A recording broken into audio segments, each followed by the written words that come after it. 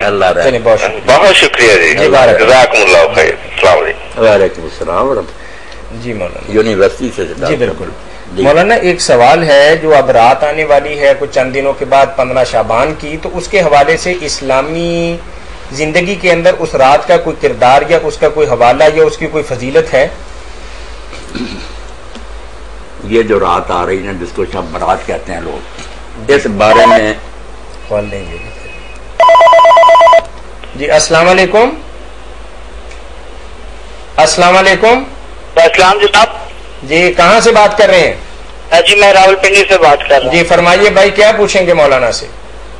مولانا سے یہ پوچھنا ہے جی کہ رمضان کے اندر، ہیلو جی جی، رمضان کے اندر جناب جو ہم لوگ صبح سحری کے وقت اٹھتے ہیں، جی جی، تو اس کے اگر جہاں اذان وغیرہ نہ ہو تو اس کا طریقہ کار کیا ہے؟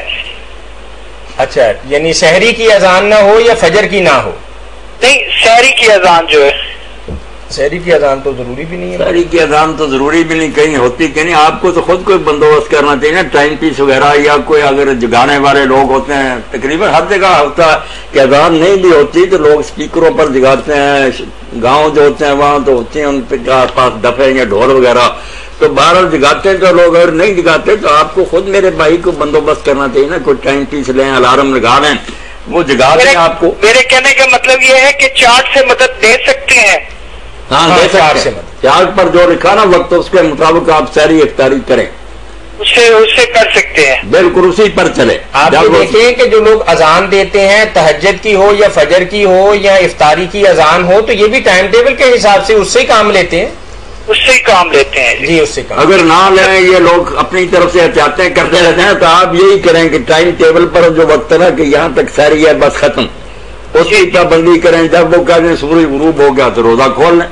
بالکل ٹھیک. بالکل ٹھیک ہے، بالکل ٹھیک ہے. بہت مہربانی حضرت، بہت مہربانی. شکریہ. تو 15 شعبان کے بارے میں اگر یہ اتنی بات ہوتی نا جتنی یہ مشہور ہوگی، قرآن مجید ذکر کرتا، قرآن مجید میں انزلنا فی لیلۃ مبارکہ سے نکالتے رہتے ہیں. وہ سارے علماء کہتے ہیں کہ اس سے زیادہ باطل اور جھوٹی بات بھی کوئی ہو سکتی ہو تو لیلۃ القدر کی بات ہے. حدیثوں کا یہ حال ہے کہ صحیح بخاری، مسلم، متا، جو اعلیٰ درجے کی کتاب میں تینوں نام ہی نہیں، جو نیچے آتی ہیں ان میں امام ترمذی نے لکھا، وہ بھی ساتھ ہی لکھتے ہیں کہ ضعیف روایت. جب عائشہ کہتے ہیں قبرستان حضور گئے تھے، تو ہے تو ساری روایتیں اس کی ضعیف ہیں، بہت سی مگر ضعیف ہیں، صحیح ایک بھی نہیں. اب کچھ لوگ کہتے ہیں یار صحیح نہیں بھی، چلو اتنی ہے، کچھ نہ کچھ رات ہے، یہ ڈوبتے ہوئے تنکے کا سہارا لیتے، کوئی صحیح نہیں ملی ہے. اور روزہ تو بالکل نہیں ہونا چاہیے. 15 کا روزہ کوئی نہ رکھے. جب 15 ہو جائے 15ویں رات کے بعد کوئی روزہ نہ رکھے. باقی نفل وغیرہ اگر پڑھنے ہیں ضعیف روایت میں پڑھتا پھرے. صحیح بات یہ ہے کہ فلا تلتفت الیہا، قاضی ابوبکر فرماتے اس رات کی طرف ذرا دھیان نہ دو.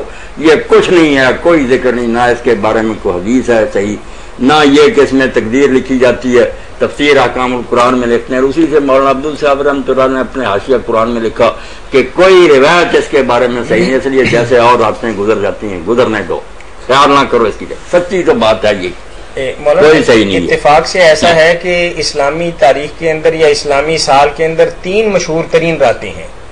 شب معراج ہے، شب برات ہے اور لیلۃ القدر ہے. اور حسن اتفاق سے آپ اخبارات ان دنوں کے اٹھا کے دیکھیں، وہی حدیثیں جو لیلۃ القدر کے حوالے سے ہیں وہی شب برات کے اندر اور وہی شب معراج کے اندر درج ہوتی ہیں. اور بڑے لمبے چوڑے سرخ و سفید رنگ کے انہوں نے وہ کالم بھرے ہوتے ہیں اور وہی حدیثیں وہ کالم شائع کر دیتے. اور لیلۃ القدر پر جو ہے قرآن مجید میں اس کے بارے میں جو شائع کرتے ہیں کہ یہ نفل پڑھنے، اس طرح پڑھنے، وہ بھی ساری جعلی ہوتی، جھوٹی روایتیں یہ اخبار شائع کرتے رہتے. جزاکم اللہ. یعنی آپ نے فرمایا کہ 15 شعبان کی اسلامی تاریخ کے اندر کوئی اہمیت نہیں ہے اور اس دن کا روزہ رکھنا کوئی مسنون بات نہیں ہے. وہ تو سب کہتے ہیں کہ روزہ نہیں ہونا چاہیے، لیکن اگر ایک آدمی پہلے سے روزہ رکھ رہا تو پھر وہ رکھے. جو 13، 14، 15 کا ہر مہینہ رکھتا وہ بالکل ٹھیک. ایام بیس کے روزے اس کا نہ خیال کرے کوئی شب برات.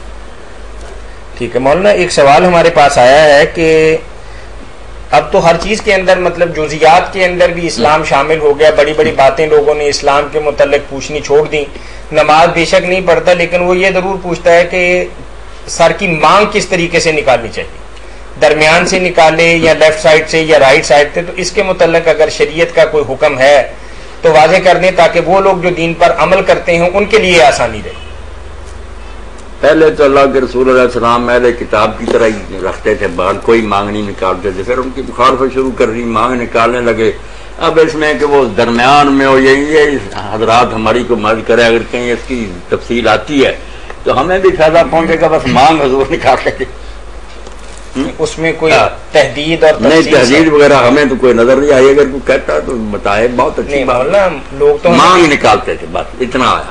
نہیں، وہ کہتے ہیں کہ اگر بالکل درمیان سے نکالی ہے تو پھر تو صراط مستقیم پر چلنے والا ہے. بالکل. اگر کسی اور طریقے سے نکالی ہے تو وہ کہتے ہیں کہ یہ ٹیڑھی مانگ ہے، بندہ بھی ٹیڑھا اور اس کا دین بھی ٹیڑھا. ٹیڑھی نہیں ہے، وہ مانگ سیدھی ہوتی ہے نا. کسی طرح بھی نکالے وہ سیدھی جاتی ہے، یہاں سے نکالے مانگ سیدھی ہوتی ہے. درمیان کی بات تو اور. مانگ جو بھی نکالتا نا بیسک ایک سائڈ کی طرح وہ سیدھی، وہ ایسے نہیں بال دے کر نکالتا. جزاکم اللہ خیر. مولانا ایک بھائی کا سوال ہے کہ عقیقہ، جیسا کہ آپ نے بے شمار دفعہ فرمایا کہ 7ویں دن عقیقہ، 7ویں دن جس طریقے سے جمعے کے دن ہی ہو سکتا ہے، رش کی وجہ سے نہ جمعرات نہ ہفتہ نہیں پڑا جا سکتا. آگے تو بھائی نے یہ سوال پوچھا ہے کہ ختنے کے متعلق شریعت کا صحیح حکم کیا ہے کہ کس دن کروانا ہے؟ 2 چیزیں 7ویں دن ہونی چاہیے، عقیقہ اور سر کے بال مڑانا. السلام علیکم. وعلیکم السلام. جی شعبان کے حوالے سے سوال کرنا تھا آپ. جی کیجئے. اس مہینے کی کیا فضیلت ہے، شبرات کے بارے میں کس طرح جاگنا چاہیے، کیا عبادت کرنی چاہیے؟ اتفاق ایسا ہے کہ آپ کی کال سے ٹھیک 1 منٹ پہلے ہمیں اس طرح کا سوال آیا تھا تو بالجملہ مولانا نے یہ بتایا کہ اس رات کی نہ تو کوئی فضیلت ہے، نہ نوافل ہے، نہ اس دن کا کوئی روزہ ہے. کچھ نہیں، کچھ بھی نہیں، بس عام مہینوں جیسا ہے، عام دنوں جیسا. بلکہ آپ اس میں رمضان کی تیاری کریں، یہ آپ خاص کام کر سکتے ہیں. بس یہ پہلے 15 دن جو ہے ان میں اگر آپ روزے رکھنا چاہیں تو رکھیں، بڑی اچھی بات ہے. مگر جب 15 دن گزر جائیں پھر بعد میں تو آپ نے منع کر دیا نا، کوئی امتی روزہ نہ رکھے. چلو ٹھیک ہے. جی. اچھا، اللہ حافظ. جی بارک اللہ. تو ختنے کے بارے میں کوئی ہدایت نہیں، وہ بچے کی صحت پر ہے. پہلے دن کرا رہے ہیں، 10 دن بعد کریں، 7 سال بعد کریں، وہ آپ کی مرضی. مگر یہ سر کے بال منڈوانا اور جانور ذبح کرنا یہ 7ویں دن ہونا چاہیے. نام کا بھی کوئی نہیں، نام بھی آگے پیچھے آپ رکھ سکتے ہیں. سر کے بال منڈوانے اور یہ جانور ذبح کے یہ 7ویں. مولانا ختنوں کے حوالے سے ہمارے بعض علاقوں کے اندر خاص طور پر رواج ہے کہ جب بچہ 7ویں 8ویں میں ہو جائے تو پھر باضابطہ طریقے سے اس کے ختنے کرواتے ہیں، ڈول بجاتے ہیں، ساری برادری کو اکٹھا کرتے ہیں.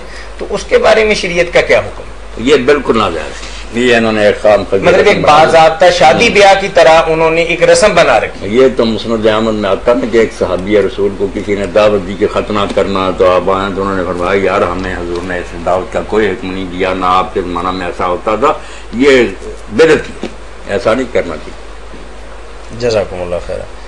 مولانا پردے کے حوالے سے ایک بھائی نے ہمیں سوال بھیجا کہ ایک گھر کے اندر 2-3 بھائی اکٹھے رہتے ہیں تو ظاہر ہے کہ ان کی الگ الگ بیویاں ہوں گی، تو ان سے پردے کے متعلق شریعت کا کیا حکم ہے؟ یہ اصل میں تو جو کہ میں نے وضاحت سے خطبے میں بیان کر دیا وہ ان لوگوں تک پہنچانا چاہیے. مگر خلاصے کے طور پر عرض ہے کہ ایک گھر میں رہتے ہیں تو بہت اچھی بات ہے، بھائیوں کو گھر میں رہنا چاہیے.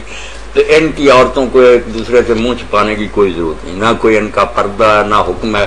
یہ لوگوں نے آپ ہی بنا لیا کہ شرعی پردہ یہ ہے کہ دیور دیر سے بھی پردہ کرے، یہ دین میں کوئی نہیں آتا. بالکل ہر وقت کیوں بچیوں کو تنگ کرتے ہیں، منہ چھپاتی کرے.